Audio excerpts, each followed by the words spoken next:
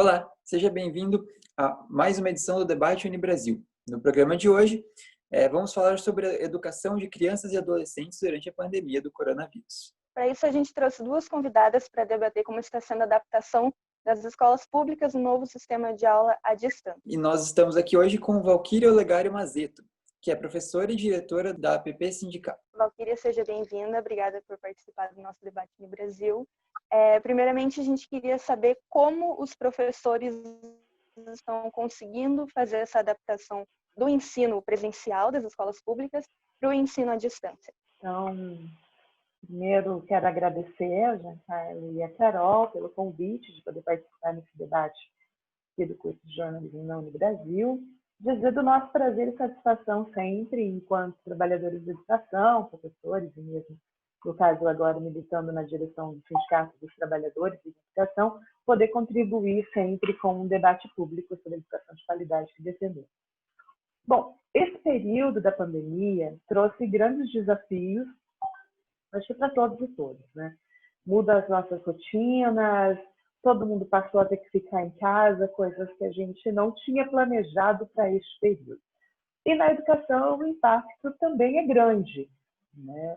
A rede estadual aqui no Paraná, nós tivemos mais impactos do que outras podem ter tido, porque a Secretaria de Estado da Educação formulou a proposta e colocou ela em prática sem fazer a conversa, sem conversar, seja com professores e professoras, né, com as direções de escola, ou mesmo o tempo necessário que as escolas pudessem dialogar com os estudantes. Nós temos visto a preocupação, principalmente no ensino superior, de várias universidades que nem retomaram ainda seus calendários para este período de pandemia, exatamente porque estão nessa fase de planejamento de como isso pode acontecer. Então, esse modelo que a Secretaria de Estado da Educação adotou, ele não passou por um debate anterior. Foi nos apresentado, já pronto, e a Secretaria, então, formula da seguinte maneira. Ela abre um edital de seleção de professores da rede, professores que já atuam nas escolas. Então, eles selecionaram uma média de 100 professores, considerando todas as áreas, e esses professores pegaram um currículo básico, né, um rol de conteúdos de cada disciplina, e passaram a gravar as aulas que são transmitidas pela TV, pelo canal do YouTube e estão disponíveis num aplicativo de celular. Só que nem sempre este conteúdo que eles gravaram corresponde ao que o professor da sala estava trabalhando. Então, vamos pegar um exemplo. Eu sou professora de geografia, com a minha turma, eu estava num determinado conteúdo. Como a Secretaria gravou aula padrão para o estado inteiro, para a rede inteira, muitos estudantes ou já tinham visto aquele conteúdo e que para quem já tinha visto o prejuízo é menor, porque dele já viu, repetiu algumas aulas. Mas em algumas escolas a gente se deparou com estudantes que não tinham chegado naquele conteúdo. Então, os conteúdos que ele precisava ter visto antes daquele não foram vistos. Então, esse processo de pensar que adaptar o que a gente faz em sala de aula para as novas ferramentas é uma das críticas que a gente tem feito publicidade e provocado o Estado a debater. O momento exige a relação escola-estudante para não romper o vínculo. Até aí a gente tem total acordo. A nossa discordância é a adaptação necessária que esse período exige é uma adaptação diferente de eu olhar o currículo inteiro e dizer, para este trimestre eu tinha este, e entender que a relação que o professor explicava em sala é possível ser substituída hoje pela televisão ou por um outro recurso. Para quem não tem acesso à tecnologia, a Secretaria adaptou uma outra forma, que é imprimir todo o conteúdo e entregar impresso para as famílias, e as crianças têm 15 dias para estudar aquele conteúdo e devolver para a escola. Que é mais grave ainda, se eu pensar em adaptação curricular para este período.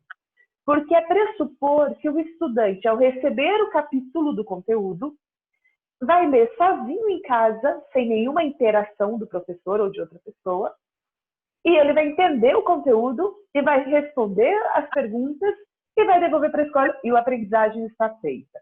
Então, essa adaptação que precisava ter sido dialogada com quem está no dia a dia da escola, da sala de aula, não ocorreu no estado do Paraná. A Secretaria de Estado que fez e seguiu o currículo como se nada tivesse acontecido neste período. Acho que essa adaptação que você pergunta é a grande dificuldade de pensar o modelo de oferta, seja para as redes municipais, para a universidade e também para a educação básica da rede estadual. E esse impacto dessa diferença que você falou, dessa disparidade do que eles estavam aprendendo com o que agora eles estão recebendo das escolas, qual o impacto disso no futuro dessas crianças? Esse é o grande desafio do período. Assim. Nós temos visto as propostas serem implantadas com a justificativa de minimizar o impacto de aprendizagem que as crianças teriam. O que nós estamos dizendo? Este modelo não garante aprendizagem, não dos conteúdos formais que estavam prescritos para o período se as aulas estivessem sendo presenciais. Então, este momento deveria ser de aprofundar conceitos ou trabalhar com atividades que possam respaldar a retomada dos conteúdos ou a prática dos conteúdos na volta presencial. Por exemplo, nós poderíamos estar trabalhando e incentivando os estudantes neste momento a fazer leituras, né, assim, a ler, a fazer as resenhas, podíamos indicar as leituras necessárias, né, outros saberes que são transversais a todas as disciplinas e que são extremamente importantes para este período. A nossa dificuldade é entender que as crianças aprenderão, os jovens e adolescentes aprenderão o conteúdo. Isso vai ter muita dificuldade. Então, essa aprendizagem não é garantida neste formato, ela é prejudicada nesse formato. Se nós não estivéssemos com a obrigação de seguir aquele conteúdo, poderíamos estar trabalhando outros saberes tão importantes para esse período, e o conteúdo poderia ser retomado na adaptação curricular quando retomar as aulas presenciais. Então, há sim um prejuízo de aprendizagem, mesmo com o formato imposto, não garante que esses estudantes terão aprendizagem efetiva dos conteúdos que estão sendo ministrados neste período. Mas ainda aqueles estudantes que já não têm acesso às tecnologias e recebem o material impresso. E mais gravemente falando, então, para esses estudantes que estão no terceiro ano ou quarto ano dos profissionalizantes, que estão para prestar vestibular, para prestar Enem, esse impacto para eles é muito maior, né? A desigualdade dessas crianças em comparação com outras que estão estudando em casa, online, com mais qualidade, é muito grande, né? Como que você vê essa situação? Assim, é importante destacar nessa sua pergunta, Carol, assim, o que é a escola pública? Assim, qual é o público da escola pública? Porque as pessoas tendem a comparar esses dois espaços, a escola pública e a escola privada. Eles não são comparáveis. Por quê? Porque você está falando de condições materiais subjetivas diferentes. Eu não consigo comparar, e aí é mentira a fala de que o desempenho e o sucesso de cada um depende do seu esforço. Isso não é bem assim, que é a tese da meritocracia. Isso é diferente na prática. Se a gente pegar um estudante de classe média alta, né, que tem toda a condição, que acorda pela manhã, não tem nada, não tem nenhum compromisso ou responsabilidade de trabalho, seja de trabalho nesse momento em casa, ou nós temos muitos estudantes que são estudantes trabalhadores dos espaços que estão abertos, que trabalham em supermercados, que trabalham em farmácias, que são serviços que continuam funcionando durante a quarentena.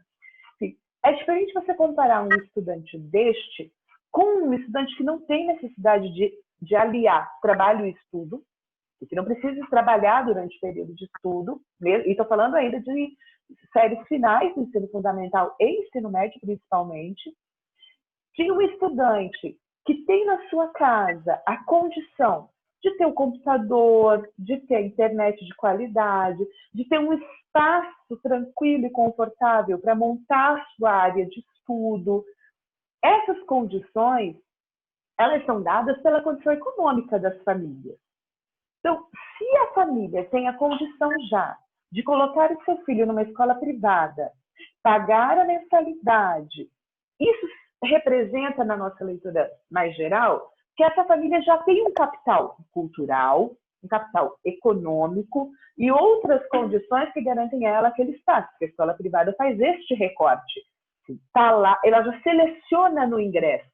Então, assim, ela seleciona pela mensalidade, só entra ali quem tem a condição de pagar. A escola pública, ela é aberta a todos e todas. Então, assim, depende se a pessoa tem uma condição financeira boa ou se não. Se recebe Bolsa Família para sobreviver durante o mês. Se mora na favela, se dividem 8 pessoas numa peça, a escola pública é para todos e todas, independente da sua condição social, da sua condição financeira e tudo mais.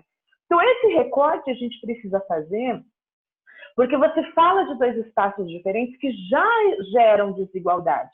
Então, a desigualdade já está posta neste momento. A escola pública trabalha o quanto a gente pode nela para minimizar essa diferença. Então, assim, o empenho dos professores e professoras, de toda a equipe numa escola pública, é exatamente como é que a gente faz. O nosso desafio diário é como é que a gente faz para trabalhar na escola pública e reduzir o impacto dessa desigualdade sobre o nosso estudante para que ele tenha condições de acessar ou disputar espaços importantes, como é uma vaga na universidade, por exemplo. Então, assim, é diferente eu dizer que eu vou fazer o Enem, que é o desafio, por exemplo, para os concluintes do ensino médio numa escola pública, desafiar o Enem. E o Enem é uma política extremamente importante, porque ela dá uma outra caracterização para a entrada na universidade, que até então era, se eu quisesse passar em vagas de cursos mais disputados, ou eu tinha condição de ter tido uma vida estudantil toda numa escola de qualidade, tendo tempo para estudar, e no final pagar um cursinho super caro, preparatório para aquilo, ou eu não entrava. Hoje, você tem condição de, mesmo apesar das desigualdades presentes, ter uma condição de disputar uma vaga num curso ou numa universidade, sendo essa financiada pelo governo, né? Porque essa vaga não é gratuita. Quem paga são os nossos impostos, porque a escola privada deixa de pagar para o governo uma parte do que pagaria para poder abrir essa vaga no Enem. Então, mas isso a gente sempre tem que partir da análise das desigualdades que já estão postas e que a gente atua para reduzir. Esse período agora, ele aprofunda mais essa desigualdade, porque não é mais a mesma coisa. Mesmo que tenha aula presencial, as legislações hoje permitem que tenha transporte escolar, que tenha alimentação escolar, que tenha acesso à escola pública presencialmente. Quando eu rompo com o presencialmente e a pessoa precisa fazer na sua casa, as condições são outras. Você já não consegue garantir mais, o Estado não garante mais a essa criança ou adolescente as mínimas condições que ele garantia na escola presencialmente. E aí você tem um aprofundamento desse poço da desigualdade. Nós temos dito que não é a mesma coisa, nem mesmo dentro da própria escola pública. Você imagina o que é o retornar das aulas. Quando a gente retornar à aula presencial, nós vamos ter, pelo modelo que o Estado impôs hoje, nós vamos ter numa mesma sala estudantes que assistiram à TV e fizeram atividade impressa e tiveram um grau de aprendizagem ou de apropriação daquele saber. Nós vamos ter estudantes que conseguiram assistir às aulas e interagir pelos aplicativos e tiveram acesso a outras informações. E nós vamos ter estudantes que só receberam o material impresso e tiveram que responder como conseguiu e devolveu. E nós vamos ter estudantes que não teve acesso a nada, nem ao material impresso. Então, você vai ter uma sala de aula com, no mínimo, 4 grupos diferentes, em níveis diferentes de apropriação deste período. Então, a retomada dos conteúdos vai ser um trabalho muito desafiador no retorno para todas as escolas se reorganizarem. o que a gente diz é, não dá para o Estado e a escola ignorar que isso vai estar presente no retorno e fechar nota agora, dar presença agora, sendo que ali na frente nós vamos ter que rever todo esse processo novamente, porque o que é a representação da nota nesse momento? Vocês são estudantes. Quando vocês estão em condições normais na faculdade, você tem a prova marcada, tu tem um tempo para estudar, mas você viu as aulas todas e você está se organizando naquele horário. Tem um horário de aula, então você se organiza para aquele horário. A nota que você tira, ela pode representar o seu esforço de estudar ou não, ou a sua condição de aprendizagem, se aprendeu ou não realmente aquele conteúdo. Tinha o professor para tirar dúvida, tinha uma série de ferramentas que você dispunha naquele momento. Nesse período agora, os estudantes da escola pública não estão nessa condição. Então, ele não está... O acesso com o professor da sala é por um chat no aplicativo. Quem ministra a aula para ele não é o professor dele. Esse é o primeiro momento de rompimento já. Então, assim, é um outro professor com uma outra metodologia. E como é uma aula gravada, eu falo, blá, blá, blá, blá. Se entendeu, ótimo. Se não entendeu, eu não retomo, porque eu não tenho feedback do estudante. Quando a gente está em sala, a gente fica olhando para as carinhas de vocês. E vai percebendo, acho que ninguém entendeu nada, preciso retomar. Peraí, vou voltar de novo aqui. Ou pergunta, ou vai dialogar. Nesse modelo não tem isso. Então, uma nota atribuída agora, ela não representa a aprendizagem do estudante real. E aí, ele vai dizer que ele respondeu aquelas questões que estão lá. Pronto. Que ele pode ter pesquisado na internet, que ele pode ter tido outra fonte para responder, não necessariamente pode ter aprendido aquele conteúdo. Então, é uma outra crítica que a gente tem feito ao sistema, que é achar que tem que fechar o trimestre agora. Nós poderíamos passar por este período com conteúdos relevantes, notas poderiam ser fechadas quando voltarmos no presencial. Avaliaríamos o que foi aproveitado deste período, como é que dá para aproveitar isso, e aí organizar o que precisa ser retomado, aí sim a gente vai mediando as novas avaliações que precisariam ser feitas. Então, todo esse modelo tende a aprofundar a desigualdade que você cita, porque ela já é presente na sociedade, já está posta, e este modelo ele é mais excludente, ele aprofunda a exclusão e tende a aprofundar as desigualdades já presentes na sociedade brasileira. Valquíria, esse é um momento que gera um pouco de instabilidade para as pessoas, assim, a gente diz em questões emocionais, por exemplo, e para jovens isso é uma coisa que pode ser ainda maior, principalmente nesse momento em que a gente tem que ficar muitas vezes fechado e sempre à distância, principalmente um do outro, como, por exemplo, no caso do ensino. Você acha que também pode ser algo que afeta os estudantes também no desempenho deles e contando também na questão da escola pública as questões da desigualdade que cada um tem, assim, de não conseguir estar... alguns nem conseguirem ter condições de lidar com a situação? Com certeza, já. Assim, a aprendizagem, ela não se dá apenas na relação professor-estudante. O professor explica e o estudante entende ou não. A aprendizagem, ela é construída a partir das várias relações que a gente tem na escola e a relação entre os estudantes faz parte deste conjunto de aprendizagem. Quantas vezes o diálogo, às vezes, com o companheiro de sala, uma explicação que o companheiro de sala faz, a gente consegue entender aquilo que para a gente estava parecendo tão complicado que mesmo que o professor tenha explicado de 10 tipos diferentes, não atingiu ainda um determinado estudante. E numa conversa que você estabelece com o seu companheiro de sala, você diz, era isso, e eu não tinha entendido. Para além de conteúdo, não, as relações sociais, as relações pessoais, elas fazem parte do nosso dia a dia, da nossa construção enquanto pessoa. A escola é o primeiro lugar de convívio social da criança depois da família. É o primeiro lugar que ela sai sem a família e tem que se constituir nas relações sociais. Então, isso da educação infantil, nas séries iniciais e mesmo na adolescência. assim, aquele é o espaço importante da relação e da construção de identidade. Né? Para quem estuda educação, para quem estuda, né, o desenvolvimento humano, a escola é central, para o bem ou para o mal, porque também é o espaço onde a gente se confronta com o preconceito, com o bullying, com uma série de outras relações que também nos constituem e nos forma. Então, e aí é extremamente importante para o adolescente. O adolescente está na fase de precisar de grupo. Ele precisa da identidade do grupo. Então, a gente olha adolescente, todos eles vestem a mesma camiseta, o mesmo tipo de calça, o mesmo tipo de boné, o mesmo tipo de tênis. É o mesmo andando na rua. Você de vez em quando confunde os filhos na rua, né? Chama, não é o teu, é o do outro. Porque é igual, porque ele precisa da identidade de grupo. Para ele é mais importante ser aceito pelo grupo do que da família.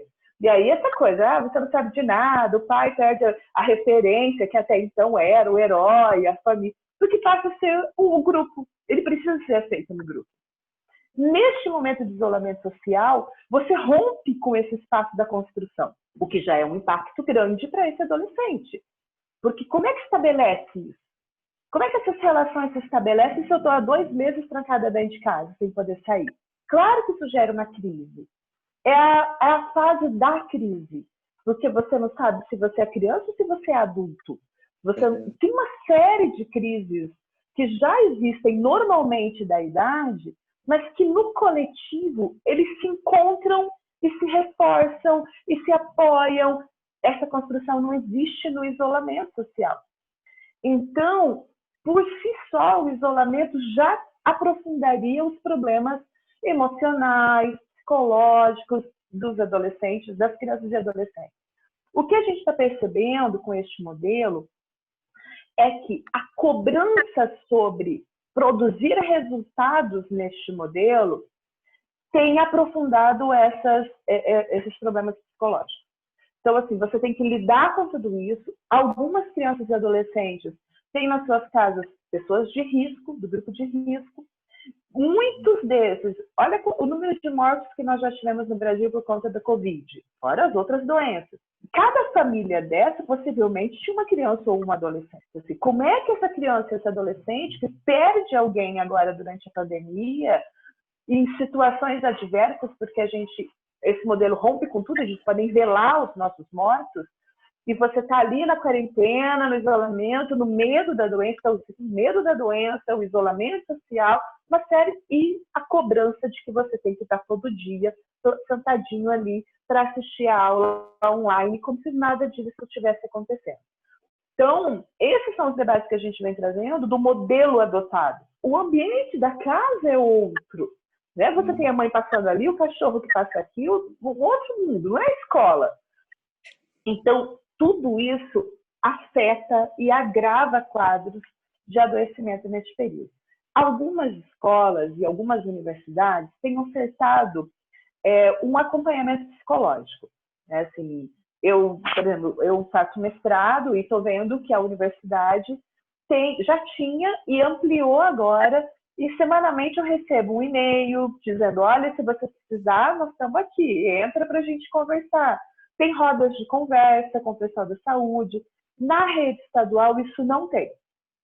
Nem para estudantes e nem para os professores. Então, a gente está tendo um agravamento de estresse e adoecimento, tanto de estudantes quanto dos trabalhadores que têm sofrido uma pressão muito grande neste período para dar conta do que está sendo cobrado. Essa relação dos pais com os professores nesse momento, eu vejo que está tendo bastante conflito. Os pais não estão entendendo a proposta dos professores, não estão entendendo como está funcionando esse novo sistema. Como que você está vendo esse novo interação? Porque fica mais ou menos uma coisa tipo pais contra professores, de alguma forma. É que assim, você põe em xeque funções que estavam atribuídas. Assim, à família cabe uma educação. Educar os filhos, os valores. Essa educação formal, escolar, cabe à escola. Assim, nós estudamos para isso. Né? Cada um na sua área, nós estudamos para isso. Daí a gente brinca que nesse período está bem divertido de ver alguns pais falando, gente, como é que vocês têm paciência, né? Eu estava ouvindo um áudio agora há pouco desses, de piadas que vão rolando nas redes sociais, de uma pessoa gravando, como se fosse um pai dizendo: olha, professora, reconhece o seu valor agora, porque o pai da fulana já expulsou ela da sala umas 3 vezes, a mãe da Bertana reprovou ela em português. Por que isso? Assim? A família, mesmo nós, e é engraçado que assim, mesmo nós professores ou equipe pedagoga, quando a gente tem que fazer isso em casa com os nossos filhos, é uma relação diferente daquela que a gente estabelece em sala de aula com os estudantes. Ali tem uma rotina, tem um rito, uma cultura escolar colocada, que cada um vai aprendendo o seu papel, o seu lugar naquela cultura escolar, e você vai cumprindo. Aliás, nós, professores, tendemos a não pegar os nossos filhos como estudantes nas escolas que a gente trabalha, porque tem uma relação diferenciada que a gente tenta evitar. Mas se precisar, fazer o quê? A gente dá aula para eles.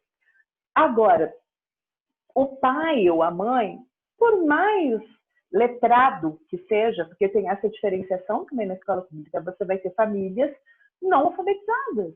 A família não é letrada. E aí, assim, você existe neste momento, e aí, normalmente essas famílias são as famílias mais carentes economicamente, com dificuldade de acesso às tecnologias, estão recebendo material impresso. Então, qual é a condição dessa família de fazer a mediação do conhecimento entre aquilo que passou na aula e o material que recebeu impresso para a criança efetivamente responder aquilo? Sim. Eu sou professora de geografia, trabalhei muitos anos com as séries iniciais, que é a alfabetização até o 5º ano. Mas hoje eu não tenho condição de mediar alguns saberes de disciplinas que eu não tenho conhecimento, que eu as vi no meu ensino médio. Que a partir daí eu não estudei mais. Tenho um conhecimento básico, mas se entrar num conteúdo específico, já não lembro mais. Sei lá, matemática do 9º ano, que o meu menino... Eu não lembro mais aquilo. Teria que estudar de volta, ver como é que fazia aqui. Mas isso é a minha condição aqui, que estou em home office, que poderia tirar um tempo para isso, que tem um grau, né, de construção dentro da didática. Mas isso não é a realidade da maioria das famílias. Pensar que é possível transferir a sala de aula para a sala da casa das pessoas, essa transposição não se faz assim automática. Por isso que os conteúdos que poderiam estar indo para as casas, ou o que está indo de tarefa para as casas, poderia dialogar diferente com as capacidades do que aquilo que as famílias podem. Então, assim, você podia estar dialogando sobre a Covid nesse momento, sobre a importância do saneamento básico, sobre a importância da saúde pública, uma série de outros conteúdos que também são conteúdos que a família tem condição de intervir, você produzir inclusive um debate dentro da própria casa, que não exigiria dela saber química, física, sabe, sei lá, a língua portuguesa do ensino médio, porque daí você gera esse conflito. Porque a escola cobra que aquilo seja efetivado, pronto e feito, os pais estão trabalhando, seja no home office, ou seja, e saindo mesmo para trabalhar, estudantes também. Eu vi um relato de um estudante trabalhador, do que o Estado tem colocado uma quantidade imensa de atividades para os estudantes fazerem. E não é o professor do estudante, é a programação que a SEED fez, que a Secretaria de Estado de Educação fez automática no sistema. E o estudante disse: olha, eu não tenho condição, porque eu trabalho, quando eu chego às 18 horas em casa, era uma mulher, ela dizia, eu ainda tenho que dar conta da tarefa da casa, que é a segunda jornada. Mas quando eu sento para estudar, que eu abro, tem lá 40 atividades pendentes. Aí você não tem condição, já estou cansada, eu não tenho mais cabeça para fazer isso daqui. Porque na sala de aula normal, você não dá 40 atividades. Você não dá 5 atividades de cada disciplina numa aula. Uma aula, às vezes, você passa só explicando o conteúdo e só vai dar atividade em uma outra aula. Aqui não, para toda atividade, para toda aula passada na TV, eles inserem uma série de atividades. Então, você tem um volume imenso que vai dar essa crise entre as famílias e a escola, chegando ao ponto de algumas famílias dizer assim, desisto, vai perder o ano, retoma esse ano, o ano que vem, porque a gente não vai dar conta disso. Então, esse processo pode levar a uma ampliação da evasão escolar, que é uma tese que a gente vem há anos lidando para combater. mas na melhor das melhores expectativas, hoje nós não teríamos 50% dos estudantes entre receber o material impresso e acessar as plataformas. Nós temos turmas de 30, 40 alunos que tem 2, 3 ou nenhum aluno acessando. Então, assim, como é que vai fazer com isso? Se você vai fechar a nota trimestre, vai reprovar todo mundo? Vai ter que retomar com todo mundo depois? Ou a evasão, a gente só vai saber se é de fechar o ano, como é que vai ser isso. Porque hoje você não consegue medir se o aluno que não acessou é porque evadiu, desistiu, ou porque ele não tem condição de acessar. Se quando retornar à aula presencial ele volta ou não, some da escola.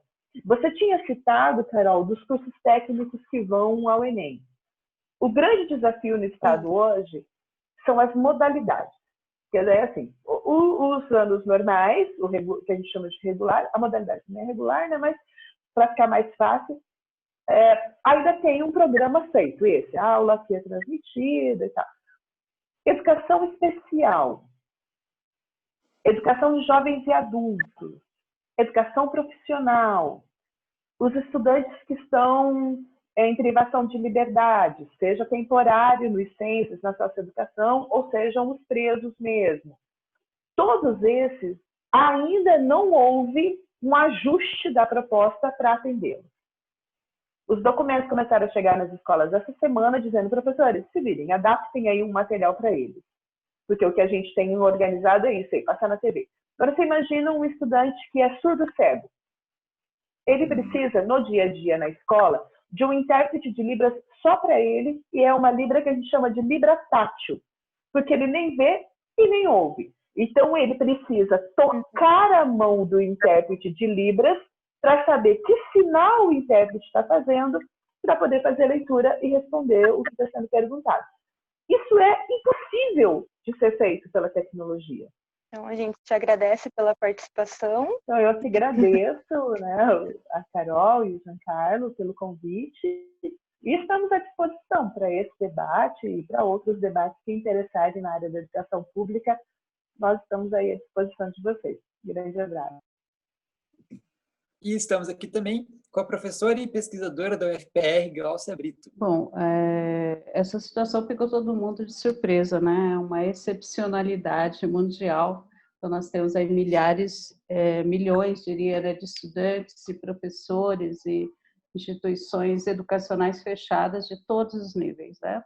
Então, estamos aqui, nós, nas nossas casas, fazendo as nossas atividades online, né? Então, é uma excepcionalidade.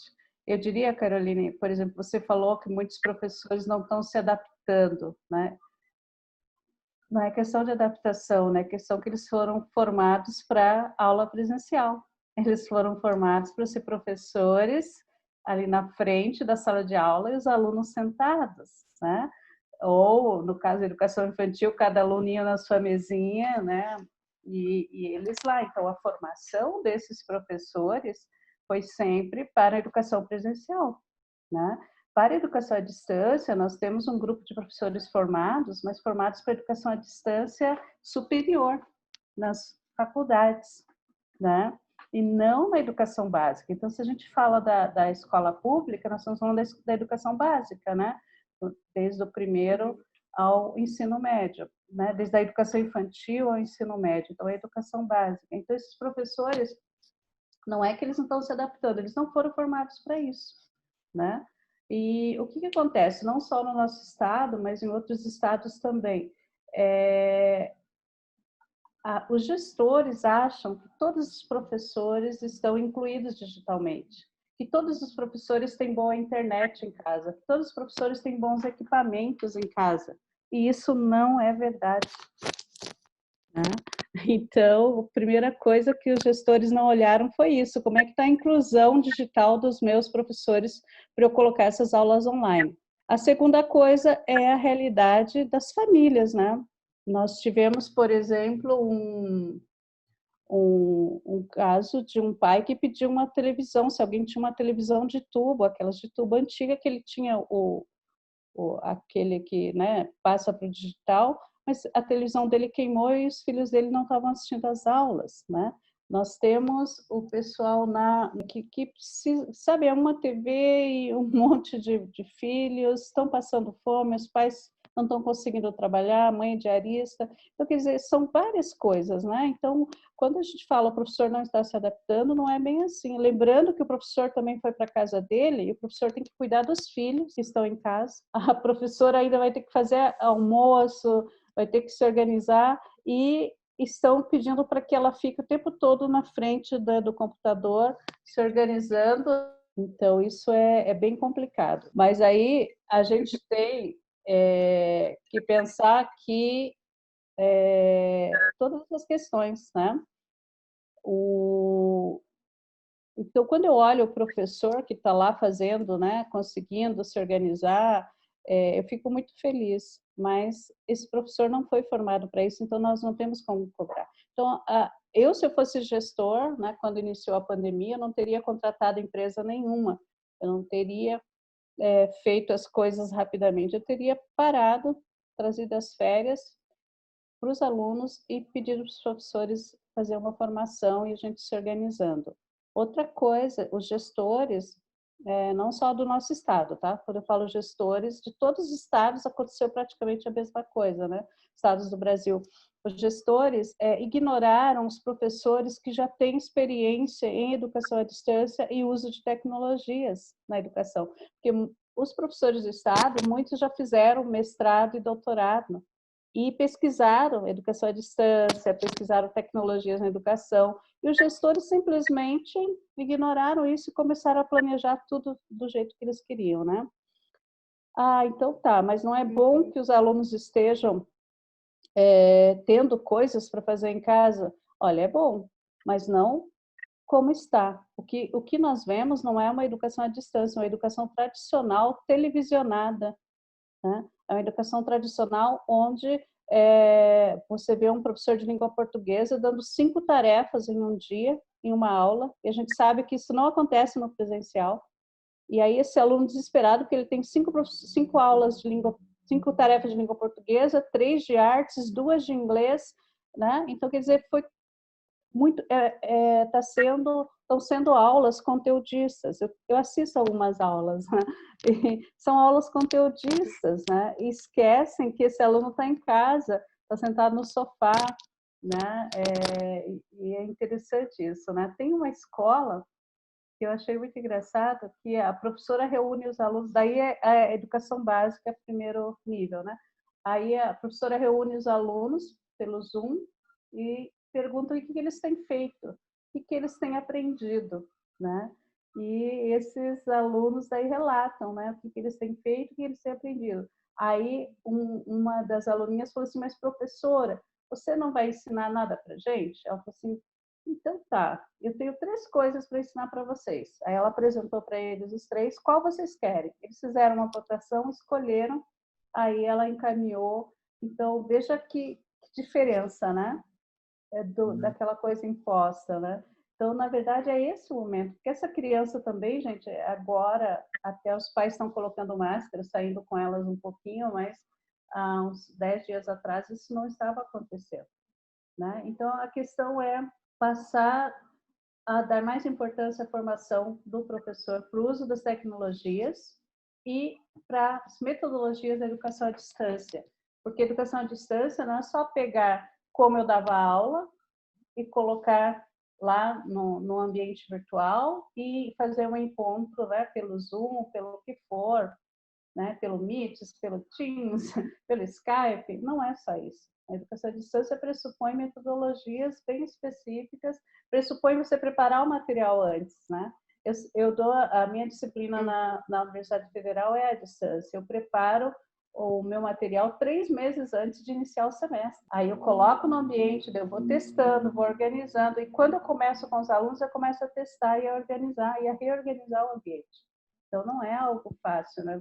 Eu dou aula de oficina de redação para 90 alunos. Então, imagina corrigir 90 redações, né? Por semana.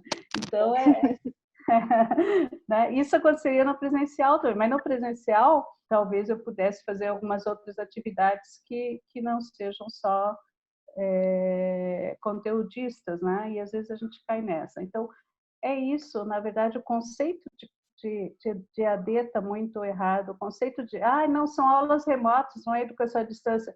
Gente, se a gente for procurar o conceito do que é remoto, está lá, é o que está distante. Né? Então, não adianta as pessoas ficarem inventando nomes, né, para justificar o mal feito.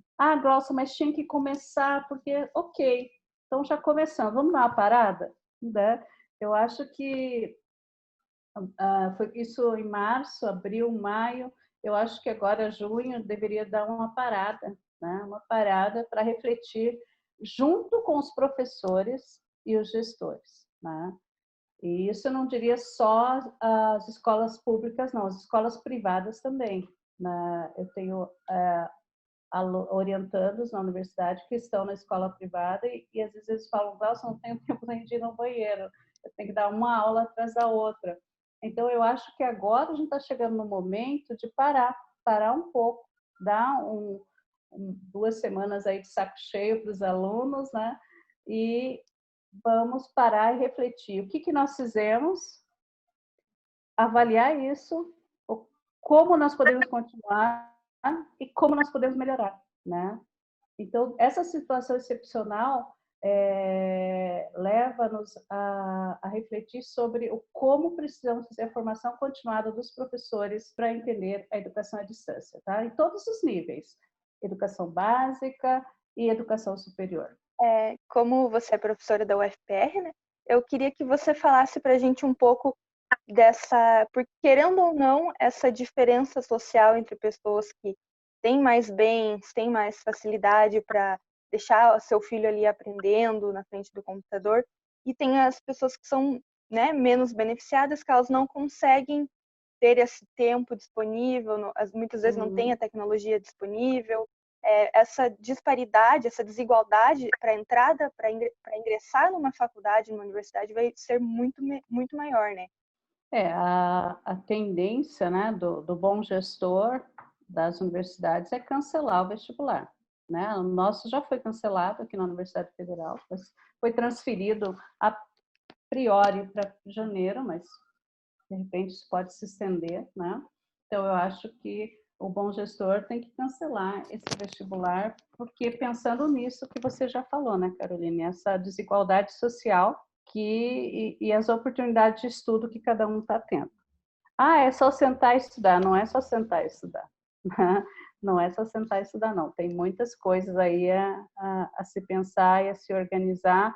E a vida real, né, da pessoa que mora, um adolescente que mora lá no Caximba, uma adolescente que mora aqui no JuVV, um adolescente que mora né, no Boqueirão, e assim vai. São várias realidades, às vezes, dentro de um mesmo bairro, então a gente tem que ficar atento a isso. Então, a tendência é que realmente se cancele, né?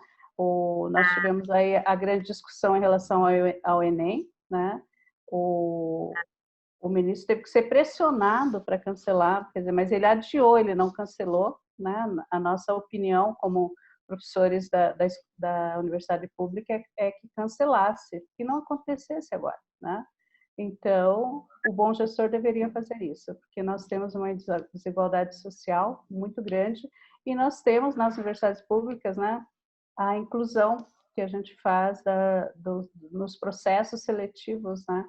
Então, as cotas que foram muito criticadas, as pessoas têm um conceito muito errado, né?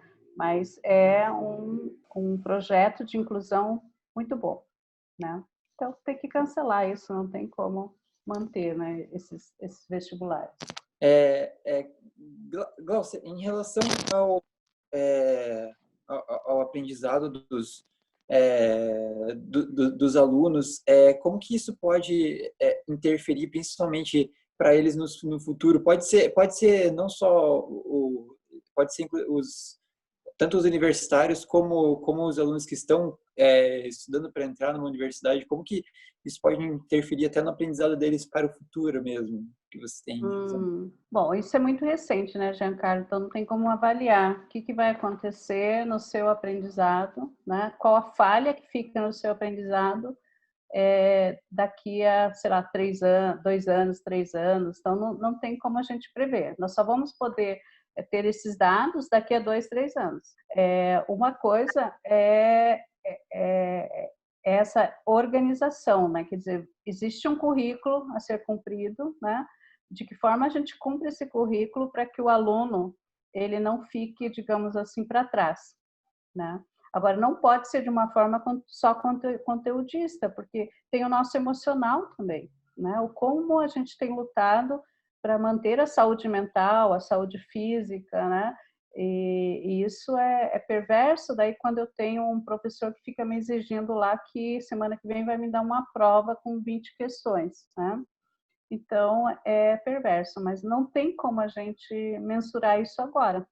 Eu só vou poder mensurar isso daqui a 2, 3 anos, né? O que esse período de excepcionalidade desse vírus que nos colocou nessa situação, e então o que vai faltar na formação do Giancarlo daqui a 2 anos, né? O que isso causa? Então a gente só posso ver isso depois. É por isso que não dá para fazer um improviso, também fazer qualquer coisa e dizer, olha, o semestre foi cumprido, né? Ou o ano letivo foi cumprido.